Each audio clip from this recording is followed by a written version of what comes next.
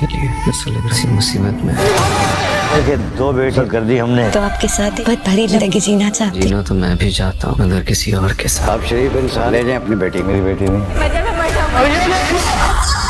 Hello friend, فراز اپنے برے مقصد میں کامیاب نہیں ہو سکا تھا کیونکہ اس کی بارات لیٹ ہونے پر اس کے باپ نے اسے جلدی گھر پہنچنے کو کہا تھا تاکہ وہ مزید لیٹ نہ ہو جائیں، اور مجبوراً فراز کو وہاں سے جانا پڑا تھا، مگر وہ یہ سوچ کر گیا تھا کہ بہت جلد وہ واپس آ کر دعا کی عزت پر ہاتھ ڈالے گا، اسی لیے وہ اپنے دوست کو بتائے گا کہ وہ دعا کو بے ہوش حالت میں چھوڑ کر آیا ہے.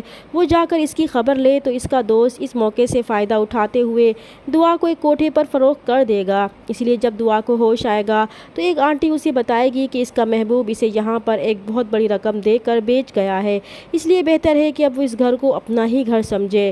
دعا اس آنٹی کے آگے ہاتھ جوڑ کر منتیں کرے گی کہ وہ اسے گھر جانے دے، مگر وہ آنٹی اس سے سختی سے پیش آئیں گی کہ اگر اس نے پھر یہاں سے جانے کی بات کی تو اس کے ساتھ بہت برا سلوک ہوگا. دعا بہت روئے گی کہ وہ یہاں سے کیسے نکلے، اور پھر جلد اس کی دعا خدا سن لے گا، کیونکہ دعا بھلے ہی آزاد خیال تھی مگر اس کی نیت میں کوئی کھوٹ نہیں تھا. اسی لیے شاید اس کی کوئی نیکی کام آ گئی تھی کہ اچانک ہی اس کوٹھے پر پولیس کا ریڈ پڑ جائے گا، اور پولیس باقی ساری لڑکیوں کے ساتھ دعا کو بھی گرفتار کر کے اپنے ساتھ لے جائے گی اور تھانے میں بند کر دے گی. اور جس طرح پولیس ان لڑکیوں سے سختی سے تفتیش کرے گی، اسے دیکھ کر تو دعا خوف کے مارے چیخ ہی اٹھے گی، اور اس کے ڈر اور خوف کو دیکھ کر پولیس انسپکٹر سمجھ جائے گا کہ اس لڑکی کو زبردستی ٹریپ کیا گیا ہے. اس لیے وہ دعا سے اس کے باپ کے بارے میں پوچھیں گے تو وہ اپنے باپ کا نام بتا دے گی. دوسری طرف اسلم صاحب بارات آنے پر بہت پریشان ہو گئے تھے کہ وہ اب دعا کے بارے میں لوگوں کو کیا بتائیں گے کہ وہ کہاں ہے. تو دعا کی ماں اس بات کو چھپانے کے لیے کہیں گی کہ ایک بیٹی کے پیچھے وہ دوسری بیٹی کا گھر کیسے تباہ کر سکتے ہیں. اس لیے وہ خود کو مضبوط کر کے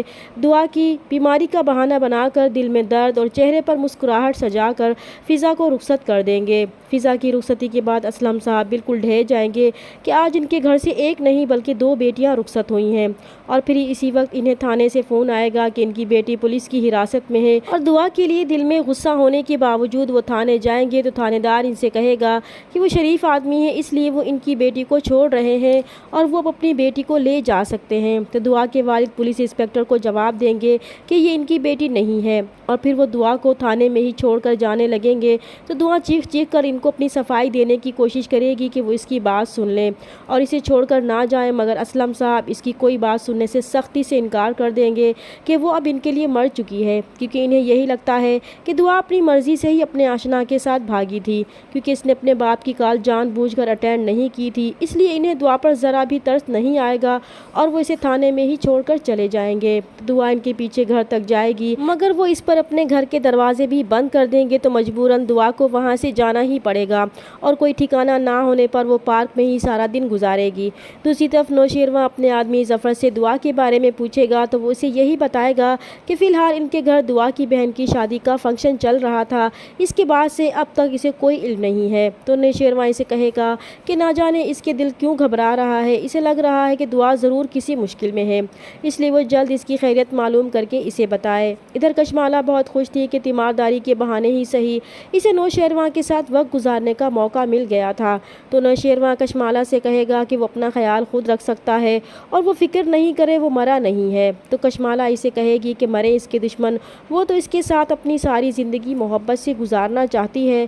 تو نوشیروان کو فوراً دعا کا ہی خیال آئے گا اور وہ دل ہی دل میں کہے گا کہ زندگی تو اب وہ بھی گزارنا چاہتا ہے مگر کسی اور کے ساتھ، کیونکہ وہ کشمالہ سے اپنی جان چھڑانا چاہتا ہے.